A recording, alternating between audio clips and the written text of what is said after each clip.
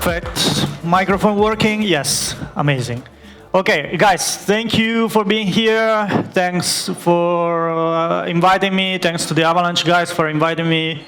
We have been working a long time and supporting the Avalanche network for a long time, so it's pretty nice to be here every time. So my name is Emilio. I work in Aave. I've been working in Aave since the very early days, since 2018. And I, together with some other colleagues, have been kind of responsible for the design and implementation of the Aave Protocol in all of the 3 instances that we deployed over the years. The current version, V3, is the largest liquidity protocol on all the networks, almost all the networks where it is deployed. And we recently created an Aave native stablecoin that is called GHO. So, yes, okay. So, what is GHO? It's a decentralized stablecoin. It was released like 4 months ago. It's built on top of the Aave Protocol, but not only that. I will describe the architecture more in detail later. And it can currently only generated natively on the Ethereum network, which means that it's supported natively only on the Aave market, Aave V3 market on Ethereum. So the only way to actually create new GHO is to supply collateral to Aave V3 and draw new GHO debt with it. The point of this presentation is to showcase how we believe we can move forward to increase adoption of GHO in the various chains in which the Aave Protocol is deployed, with the special focus on the Avalanche network. So, the GHO architecture, I mentioned before that the only way to generate new GHO is to use the Aave V3 protocol on Ethereum, which is the current state of things, of the ecosystem, but it's not, the GHO architecture is actually very simple, but also very flexible, which is the reason why we choose it. So the idea behind GHO is that rather than locking on a single way of generating the stablecoin, so through over-collateralization on the Aave Protocol, we can have multiple different ways of generating the stablecoin. So we introduced this concept of facilitators. One facilitator is basically allowed to to generate a certain amount of GHO up to a certain threshold that we called bucket size. So every facilitator is assigned what we call a bucket. The size of the bucket is the amount of GHO that particular facilitator is able to generate. So the interesting thing is that currently the only facilitator active is the Aave V3 facilitator, which has currently allocated a bucket size of 100 million. So the Aave Protocol will only be allowed to draw up to 100 million of GHO debt, after which it's up to the governance to decide whether or not this bucket size needs to be increased or it could potentially be decreased. This gives a lot of flexibility because rather than fixing on one way of generating it, we can have multiple strategies, each one with their own bucket size, and the governance can actively balance to diversify and to try to minimize the risk across the different facilitators. So I mentioned here Aave as facilitator, real-world assets, delta network position, treasury-backed credit scores. One of these facilitators, as we will see later, is going to be the CCIP network. CCIP is the network that the Chainlink built for blockchain communication, and this is what we are going to use to actually bring GHO to Avalanche. So how is this going to work? Let's talk about first a bit about like the problems that we currently have with cross-chain assets, right? When we talk about bringing assets to a certain blockchain, we usually end up in two major situations. One is bridged assets, so we have an asset that is native to a certain network, we want to bring it to another network, which usually ends up in having a mechanism where the native asset is locked on the native blockchain, and another representation of the asset itself is minted on the destination chain. This representation, we can refer to it as an IOU. In traditional finance, this is the actual term. So basically, people trading, I don't know, DAI on Avalanche, for example, they are not trading with actual DAI generated on the Avalanche network, but they are trading with a representation of one DAI or multiple DAIs that have been actually locked on the Ethereum blockchain through the Avalanche canonical bridge. Okay. Now the interesting thing is that actually there isn't, to bridge to Avalanche, there is not only the canonical bridge, but there are many bridges. There is CCIP, there is layer 0, there is Connext, that is an aggregator of bridges, there are many. And you can actually end up in a situation where different instances of the same bridged asset are represented by different IOUs on the same network, because every bridge will have their own representation. And these IOUs can trade by themselves. So if you access the Avalanche network through a certain bridge, you might need to access one of the protocols, for example, that is actually supporting another instance. You might have to trade the asset that you bridged with the asset bridged with the other bridge. So this creates a lot of problems from a UX perspective, but also from a capital efficiency, because like users that are in this particular situation will incur in unwanted slippage, additional transaction fees, and so on and so forth. Then we have native assets. The native assets are generated directly on the native chain where we are operating. So one typical example is USDC. So USDC has deployed one native version of the USDC token on every network in which they operate officially. And they have full control, centralized control of this particular token, and they generate when they need to generate USDC on one particular network, they go and generate directly on that particular network without going through bridging. Now, of course, these two are interchangeable, right? So depending on which network, to which network, source network and destination network I'm referring to, an asset that is native to a certain network could be bridged to another network and vice versa, right?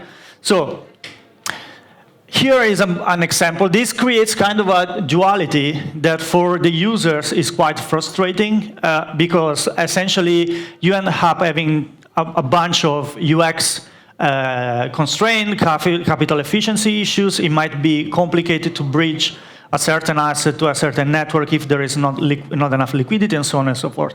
This is a typical example. This is not on Avalanche, this is another network of a market, Aave market deployed on another network where two instances of the same coin exist. So you have USDC-E, which is bridged USDC through the canonical bridge. And then after the network has been launched, USDC has decided, okay, you know what, we are going to create a native version of USDC on that particular network. And this Aave market was created when the USDC coin was actually not yet deployed on that particular network. Therefore, it was created initially with bridged USDC, and then Circle reached out to the Aave community saying, we are going to create an official token, version of the token on this particular network, so also the official version was deployed. Therefore, you have two USDC, which are the exact same assets. Now,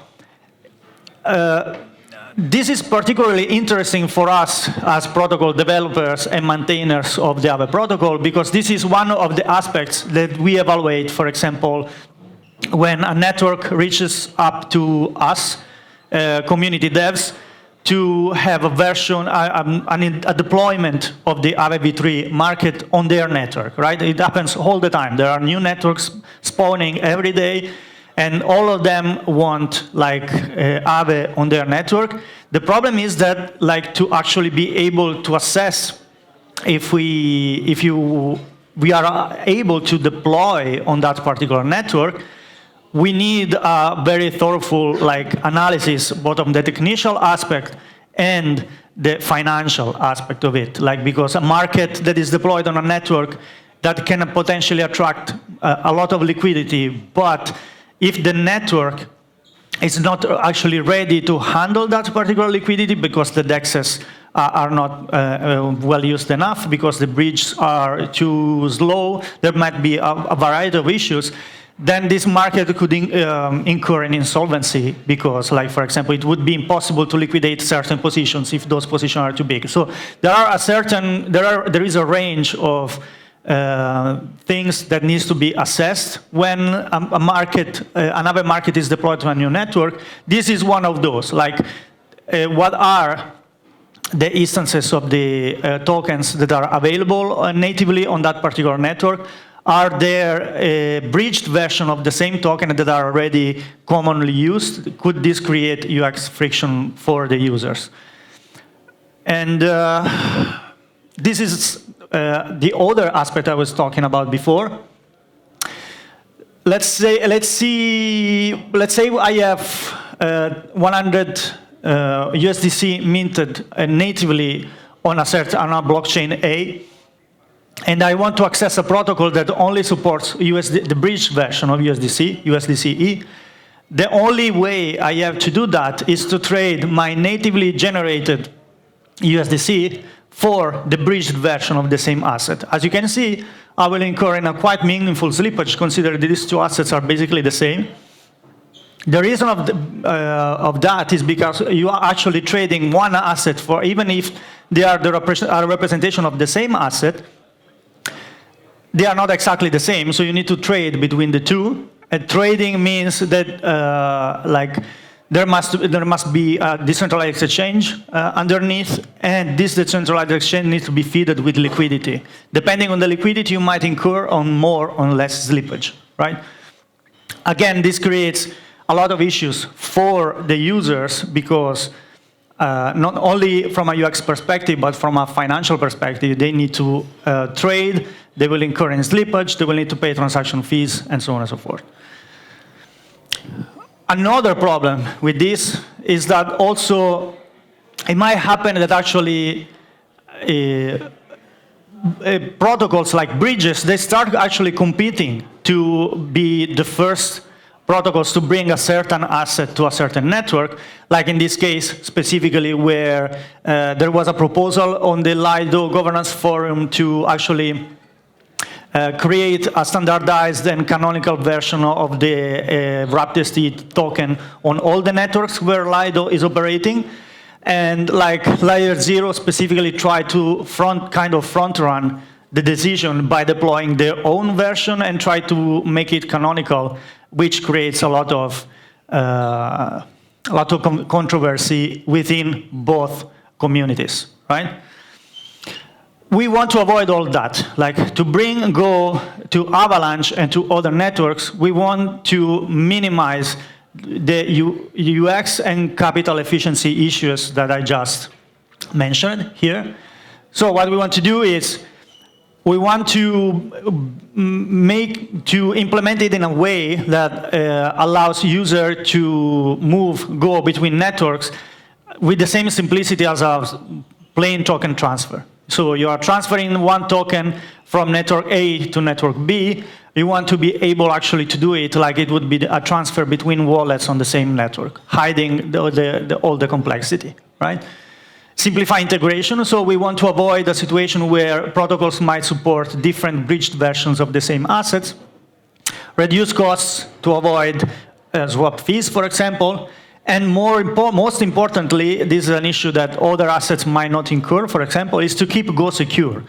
Why I mention this is because, like, when you start generating assets on a certain network natively, then that particular asset becomes exposed to the security of that particular network. So you might actually weaken the security of the Go stablecoin by subjecting it to the underlying layer of security. Okay, so if the network or the bridge of the network are not secure enough, you might end up in a situation where Go becomes actually insolvent, which is something that we don't want. Okay. Can you wrap all the variants, all the bridge variants into a single token? You could, but then you still incur. It's like, you know, when you have 14 standards and you create a new one, and then you have 15 standards. Yes, that's pretty much it. Okay, so what are we gonna do to actually try and implement this? This solution is we are gonna use CCIP. What is CCIP? For those who are not familiar with it, is like a technology, an interoperability protocol that was implemented and released recently by Chainlink. And with the goal of simplifying cross-chain messaging, token transfers, and also keep the inter-blockchain communication as trustless as possible. You know, like a lot of bridges end up having issues with trust involvements, like maybe they are secured by a multisig, or maybe there is another mechanism that requires centralized control. Chainlink actually creates a decentralized network to handle the messaging and the security of the messaging itself. Avalanche is supported together with all the networks where Aave is deployed, so it's the perfect choice. So how does CCIP handle like the situation we just described, where we want to move an asset from one network to Avalanche, for example? They have defined two mechanisms. One is lock and mint and burn and unlock, which is what I mentioned before. You have an asset that is fully native to a certain network. You want to move it to another network. And burn and mint, that is actually what entities like Circle could use. So an entity which has an actual token issuer and owns and controls the asset, so it can decide what to do with that asset itself.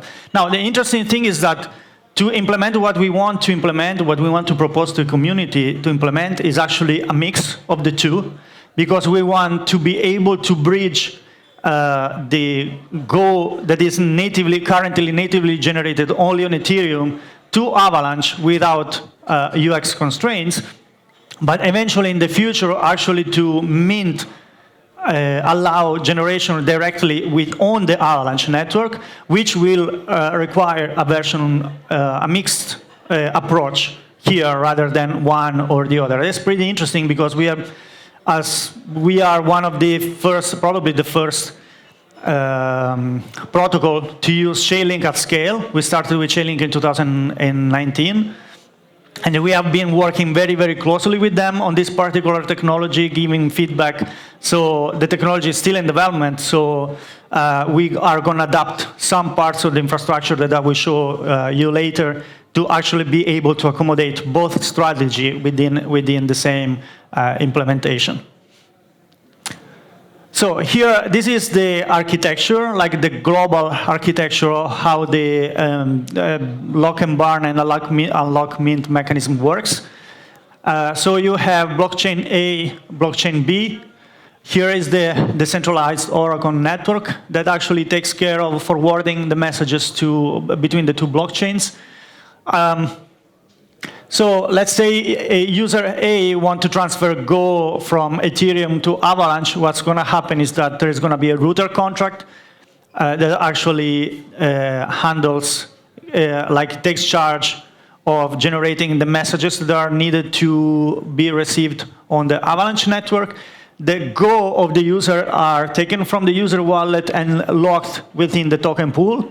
The on-ramp component takes care of forwarding through the DON the messaging to Avalanche, where the off-ramp mechanism will mint, in this case, not unlock, because the asset is not here, generated here, to the user, which will receive through the router. This is how it will work. So we know that Aave v3 is the only way to actually, at the moment, generate Go. So a user could, for example, supply collateral to Aave v3, borrow Go, go through the whole loop that we have seen here, and the token pool here, rather than will actually access another instance that the Aave governance will control and deploy. So the Aave governance will also be a token controller and issuer, not only a way to actually control the allocation of the Go, but controller of the token contract itself through messaging. And from here, the tokens will be minted and sent to the receiver and then to the end user. The interesting thing is that this contract and this contract, which represent Go, will be exactly the same. The only difference is that the facilitator here is going to be Aave v3, while in this case, the facilitator is going to be the token pool. So the token pool will actually have allowance to generate Go. This allowance will be, again, controlled by the Aave governance. And this will allow the Aave governance to basically modulate how much in Go you want to be able to accommodate on a certain network. For example, one simple example to understand why this is needed is you might not want to move all the liquidity that is generated on Ethereum on a certain network. Why not? Let's suppose that for some reason everyone starts bridging Ethereum Go to Avalanche and bring all the Go to Avalanche, right? But the debt, the native debt is here on this market, the debt that's generated. So you might end up in a situation where you actually need to liquidate that debt. But if all the Go are here, then liquidating that debt can become more complicated because not everyone might bridge back to the network to participate in the liquidation process, which might ultimately end up in liquidation. So you might want to actually modulate how many Go you want on a specific network, which will be achieved by assigning a bucket size to the token pool CCIP facilitator. Yeah. What? Terra Luna crashed like that because they couldn't bridge it back. Kind of. That was one of the parts of the failure. Yeah, there were others, but yeah, was one of the parts. So the end result, at least in theory, is one single instance of the Go token across all the networks where the Aave markets are deployed. Why in theory? Because even though if we manage to actually implement and release this whole architecture, there is no guarantee that other people out there will create another version of Go and try to make it canonical. So there is also a social coordination component here. Like what happened with layer 0 and wrap-DST before, it could happen with Go, the same exact thing, and there is no way of protecting against that. That's more a problem of social coordination, which means that once this particular architecture is accepted by the community, there will also need to be a certain degree of community education in the process to avoid ending up in a situation where even though we built the whole infrastructure to simplify the usage of Go, there might still be UX complexities. Yes? Suppose you allow 1 million on Aave. Yes. And you have 100 million on Ethereum. Yes. What stops Wormhole to transfer the other 99 million? Nobody. And become bigger? Nobody, but like that's why what I was mentioning, like that there is also a certain degree of social coordination here, because like if we build this infrastructure and make the Go that the Aave governance control the canonical, de facto canonical, in the sense that all the protocols support the canonical version. All the asset listed on Aave is the canonical version. People hold the canonical version on Avalanche. Then it's much harder for a version created by Wormhole. Wormhole doesn't have access to our canonical version, so their only option is to create another instance. Yeah. So But if we manage to give traction to the official canonical instance of Go in time and in size, like at scale, then it's going to be much harder for Wormhole to try and kind of take that market from the economy. If there is a lack of liquidity, Yes, of course. there's nothing you can do. No, because nobody can stop Wormhole, like it's what I wrote here. Nobody can stop Wormhole or Layer 0 or whatever other bridge infrastructure to actually try and impose their own canonical version of Go. So that's where social coordination comes up, yeah. So I have 5 minutes left. I will need to go a bit quick here. No worries.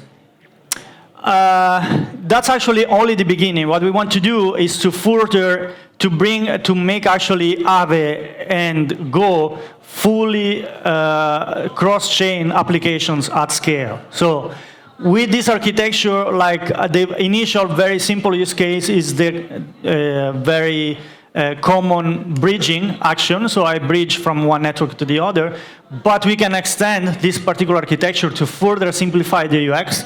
So you can mint, for example, from Ethereum or Avalanche directly to another network. So I mint on Avalanche and I want the Go on Optimism. Done from the UX without any additional UX burden. Repaying directly from another network, that's also something that can, with the architecture that I just described, can be done very, very easily. And it's just a matter of handling it from a UX perspective on the front end and the messaging. Or, for example, supply directly to an Aave market on another network. So I have 1,000 Go on Ethereum. There is a nice liquidity mining opportunity on the Aave market on Avalanche. I can, from the bridge, I can supply directly to the Avalanche Aave market without the need of executing the intermediate transactions. As I mentioned before, we also want to keep the capability eventually to mint Go natively on Avalanche. And we will do this by implementing also a Go redistribution model. This is a module that is separated from what we've seen before. It's a module that is going to be deployed on the Avalanche network that will also be a facilitator, so it will have its own bucket size, and we be actually allowed to generate Go directly on the Avalanche network rather than having to bridge it from Ethereum. So by doing this, we actually achieve the hybrid architecture that I mentioned before, where there is a token issuer that actually controls the issuance, like being the Aave governance in this case, so still decentralized, and also having assets that are bridged, and both of them go through the same token. Future integrations of this concept can be further extended. Like there is a feature of Aave v3 that not many know because we have not been used it extensively yet, precisely because we were waiting for CCIP to be on production. But it's probably going to be leveraged in the short term. We have a feature that's called Portal, where theoretically you can extend the concept that we have just seen for Go to actually bridge any asset that is available on the Aave Protocol between networks. So as I mentioned before, if you have different instances of the same asset on different networks, to be able to bridge, you need liquidity. But Aave has already liquidity inside. There's very deep liquidity. There are millions of stablecoins, Ethereum, wrapped BTC, wrapped STETH, and so on and so forth. So we can actually use this liquidity to have Aave acting not only as a liquidity protocol as it does right now, but also as a bridge, which is pretty interesting. By using CCIP, we can leverage the portal feature to move, for example, ETH from Aave network on Ethereum to the Aave network on Avalanche or Polygon without incurring in any slippage and in any UX complexity. So this is something that also we are analyzing with Chainlink and can probably be leveraged in the future. So the next steps are the implementation is currently at the POC stage. We are implementing a proof of concept to ensure that the architecture actually works. There are front-end adaptations for the Aave protocol. Next step will be proposing the architecture to the community once we exit the proof of concept state. And if the design and the implementation is accepted by the Aave governance and by the community, we will proceed with a pilot program on one of the networks, probably going to be Avalanche. But that's up to the community to decide.